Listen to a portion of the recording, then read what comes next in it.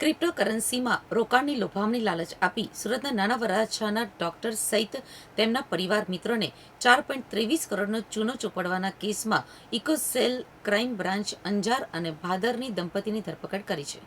સુરત શહેરના નાના વરાછામાં ગંગા જમના સોસાયટી પાસે માતૃછાયા સોસાયટીમાં રહેતા વિકાસ વલ્લભ કાકડિયા હોમિયોપેથિક ડોક્ટર છે. કચ્છમાં રહેતા મિત્ર હસ્તક જયેશ પટેલ સાથે પરિચય થયો હતો. જયેશ પટેલે મોટા પાયે દેશભરમાં પરફ્યુમનો બિઝનેસ કરતો હોવાની પણ વાત કરી હતી. જયેશે બહારથી 2000થી 2500 પર પરફ્યુમ મંગાવી 10થી 12,000માં વેચે છે એવી પણ ડંફાસ મારી હતી. તેઓની કેકેપી રિંગ ટ્રેડર્સ નામની કંપની છે, જેમાં ક્રિપ્ટો ટ્રેડિંગનો મોટો બિઝનેસ ચાલે છે. રોકાણ કરશો તો દર મહિને 4થી 5 મહિને નફો મળશે એવી લાલચ પણ આપી હતી. ડોક્ટર કાકડિયાએ પરિવારના સભ્યો અને મિત્રોના નાણાં જયેશના પત્ની દીપા પટેલ અને માતા કસ્તુરબેન પટેલના ખાતામાં ટ્રાન્સફર કર્યા હતા. કુલ 85 સ્લીપ થકી 3.78 કરોડ રોકડા અને ઓનલાઈન બેંક મારફતે 2.1. ડોક્ટર કાકડિયાએ પરિવારના સભ્યો અને મિત્રોના નાણાં જયેશના પત્ની દીપા પટેલ અને માતા કસ્તુરબેન પટેલના ખાતામાં ટ્રાન્સફર કર્યા હતા. કુલ 85 સ્લીપ થકી 3.78 કરોડ રોકડા અને ઓનલાઈન બેંક મારફતે 2.71 કરોડ મળી જયેશ પટેલને 6.50 કરોડ રોકાણ પેટે આપ્યા હતા, જેમાંથી પ્રોફિટના 2.31 કરોડ આપ્યા હતા. બાકીના 4.23 કરોડ ચૂકવવામાં આનાકાની કરાઈ હતી.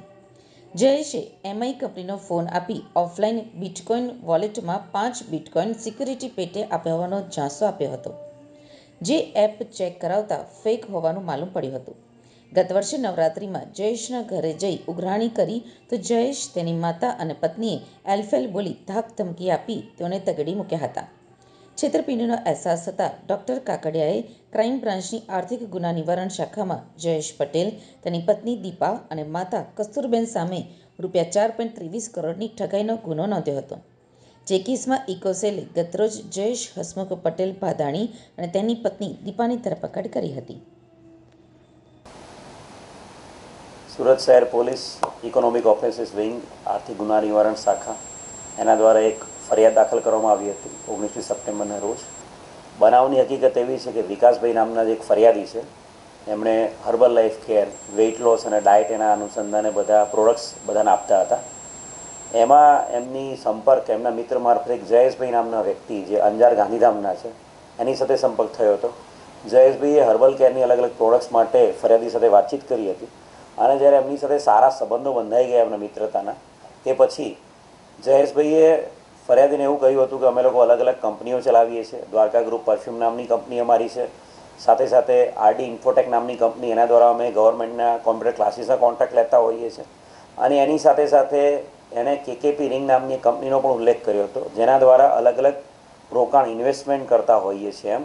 અને એ ફરિયાદીને વિકાસભાઈને આરોપી જયેશભાઈની વાતોમાં વિશ્વાસ આવ્યો હતો અને ફરિયાદી વિકાસભાઈ, એમના પરિવારના સભ્યો, એમના મિત્રો એ બધાએ મળીને જે આરોપી જયેશભાઈ અને એમના પત્ની દીપાબેન છે એમની આ જે કંપનીઓ છે એમાં અલગ અલગ 6,50,00,000 જેટલું રોકાણ કર્યું હતું. ઇનિશિયલી રૂટીન ટાઈમમાં એ લોકો ઇન્વેસ્ટમેન્ટના સામે એ લોકોને પૈસા આપી દેતા હતા.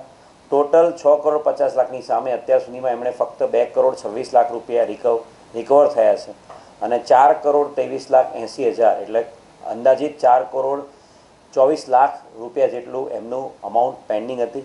અને જ્યારે ફરિયાદીને એવું લાગ્યું એમના મિત્રોને બધા સાથે આ વ્યક્તિએ છેતરપિંડી કરી છે, એટલે ઇકોનોમિક ઓફેન્સીસ વિંગમાં એની અરજીની તપાસ કરવામાં આવી હતી અને ત્યારબાદ માનનીય પોલીસ કમિશનર સાહેબના સુપરવિઝન હેઠળ આ બનાવ અનુસંધાને ગુનો દાખલ કરવામાં આવ્યો હતો અને ગુનાની તપાસ ઇકોનોમિક ઓફેન્સીસ વિંગ દ્વારા કરવામાં આવી હતી. અને 2 આરોપીઓને ગાંધીધામ અંજાર એક ટીમ મોકલીને બંને આરોપી જે મુખ્ય આરોપીઓ છે જયેશભાઈ, એમના પત્ની દીપાબેન, બંનેની ધરપકડ કરવામાં આવી છે. આરોપીના ફર્ધર રિમાન્ડ લેવાની હાલ પ્રોસિજર ચાલુ છે અને આરોપીઓએ જે અલગ અલગ આ કંપનીઓ બનાવેલી હતી એના બેંક અકાઉન્ટના સ્ટેટમેન્ટ, એની સાથે સાથે આરોપી બિટકોઇનમાં કે ક્યાંક રોકાણ કર્યું હોય તો એ બાબતે પણ હાલ તપાસ કરવામાં આવે છે. અને સાથે સાથે આરોપીના જે પણ પર્સનલ અકાઉન્ટ્સ હોય જયેશભાઈના અને દીપાબેનના, એમના પરિવારના સભ્યોના પર્સનલ અકાઉન્ટ્સ અને એની જે કંપની છે એની સાથેના ટ્રાન્ઝેક્શનો, એ બાબતે ડિટેલ ઇન્વેસ્ટિગેશન હાલ કરવામાં આવી રહ્યું છે અને ફરિયાદીઓ છે એમને વધુમાં વધુ જે રકમ છે એને પરત અપાવવા માટે ઇકોનોમિક ઓફેન્સીસ વિંગ હાલ કાર્યવાહી કરી રહી છે. Thank you.